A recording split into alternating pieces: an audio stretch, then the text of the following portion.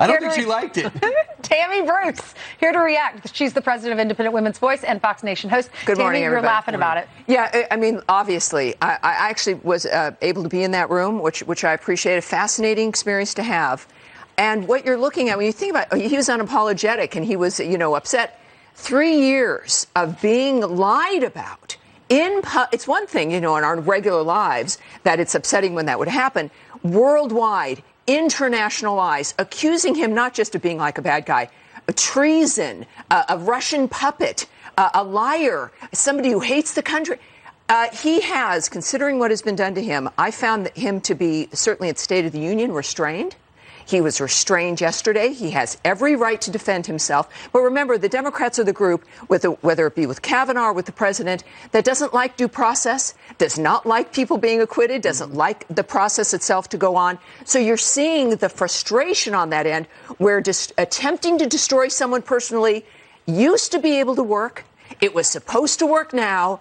And he is not only still standing, he is succeeding. One of the things about Donald Trump when he was running for president, as we remember 4 years ago, he was talking about draining the swamp. The last couple of years, the swamp has been after him. It has, but this is, I've mentioned this, and I try to make this point to as many people as possible. I've also mentioned it to the president himself, that it's one thing for us to talk about this, that this is what the left does. It's another thing to be able to show it, that just by, like with State of the Union, him delivering an optimistic, forward-looking point of view. In the background behind him, the speaker was making faces, mugging, of course, the tearing up of the speech.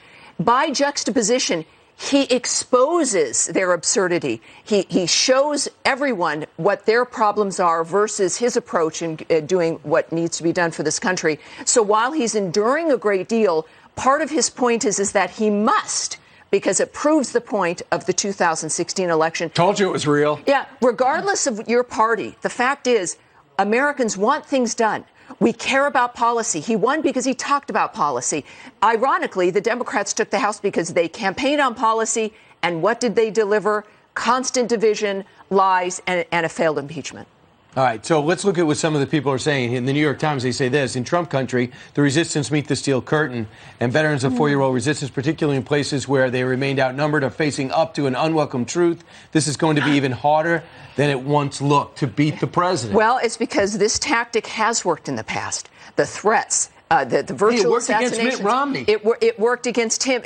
This is the way that they've been running campaigns overall, is the attempt to destroy people personally so that certain people wouldn't even run. So suddenly it didn't work, and this is their problem. Underestimating Donald Trump, but also being disconnected from what happened in the country. They still don't understand, and this is why they're perplexed. It's not a steel curtain. He has delivered. So that, and it's not just that his base remains with him and unified.